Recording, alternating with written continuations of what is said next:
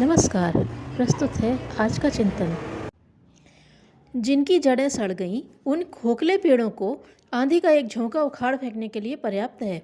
जब वे गिरते हैं तब औंधे मुंह गिरते हैं और फिर उठने का अवसर कभी भी प्राप्त नहीं करते। इसके विपरीत जिनकी जड़ें गहरी और मजबूत हैं वे तूफानों का सहज ही सामना करते रहते हैं। आंधी प्रचंड हो तो भी उनकी कुछ शाखाएं ही टूटती हैं, तना फिर भी अप्रभावित ही रहता है।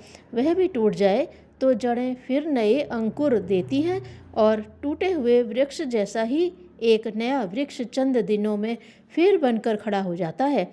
टूटा हुआ तना यदि थोड़ा भी जुड़ा रहा तो उसमें भी नई डालियां लहराने लगती हैं। यह सारे चमत्कार मजबूत जड़ों के हैं। पेड़ की जिंदगी, सुरक्षा और प्रगति एवं पौधा उन्हीं पर निर्भर रहती है। मनुष्य की जड़ें उसकी मनोवृत्तियां हैं। हिम्मत, निष्ठा, लगन, श्रमशीलता, स्फूर्ति जैसी अंतः प्रवृत्तियों को जड़ों की संज्ञा दी जा सकती है। वे मजबूत होंगी तो जीवन संग्राम में आए दिन आते रहने वाले आंधी तूफानों का आसानी से सामना किया जा सकेगा। यदि विपरीत परिस्थितियों ने कुछ अवरोध या व्यवधान उपस्थित किए तो उस आगत विपत्ति को भी सहन कर लिया जाएगा। क्षतिपूर्ति का भी मार्ग निकाल लिया जाएगा। मनस्वी व्यक्तियों को भी अन्य व्यक्तियों की तरह कठिनाइयों का सामना करना पड़ता है, पर वे उन्हें हंसी खेल समझकर निबटते रहते हैं और मन में उदासी की छाप नहीं पड़ने देते। जबकि दुर्बल मन वाले व्यक्ति तनिक सी कठिनाई को देखकर भयभीत हो उठते हैं। आगत विपत्ति से पूर्व मात्र आशंका ही उनके धैर्य को तोड़ देती है। शरीर से परिपुष्ट दिखने से ही कोई व्यक्ति बलिष्ठ नहीं हो जाता। शक्तिवान वे हैं जिनमें मनोबल की अभीष्ट मात्रा मौजूद है। दुर्बल काया लेकर कर्म क्षेत्र में उतरे ऐसे महापुरुषों की संख्या अगणित है, जिन्होंने अपने मनोबल के कारण अपने को ऊंचा उठाया और अगणित लोगों के भविष्य का निर्माण किया। गांधी जी जैसे दुर्बल काय किंतु मनोबल के धनी व्यक्ति कितने महत्वपूर्ण काम कर सकने में समर्थ हुए, ऐसे उदाहरणों से इतिहास के पन्ने भरे पड़े हैं। आद्य शंकराचार्य जैसे भयानक भगंदर व्रण से रुग्ण व्यक्ति भी अपने छोटे से जीवन में चकित कर देने वाली सफलताएं प्राप्त करते रहे हैं।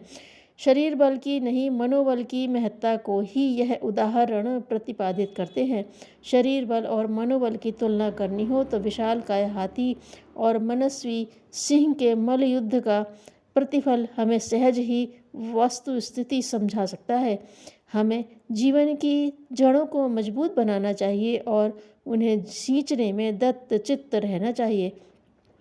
शरीर को मजबूत और निरोग बनाने के लिए जितना ध्यान रखा जाता है, साधन जुटाया जाता है, उससे अधिक प्रयत्न यह रहना चाहिए कि हमारी मनःस्थिति की दृढ़ता बढ़ती चली जाए, हिम्मत कम न पड़े, परिश्रम में उदासी न आए, आशा की ज्योति धूमिल न पड़े, कठिनाइयाँ सामने आने पर उनसे लड़ने की बहादुरी इतनी अधिक बनी रहे कि संघर्षों से निपटना एक मनोरंजक खेल भर बनकर रह जाए। अभीष्ट प्रयोजन की पूर्ति में हमारी आशा और चेष्टा इतनी बलवती होनी चाहिए कि परीक्षा के लिए समय समय पर आते रहने वाले आंधी तूफान अपना कुछ बिगाड़ न सकें। जड़ें जितनी गहरी होंगी, सफल जीवन की अभिव्यंजना का उतना सुखद रसास्वादन उपलब्ध रहेगा।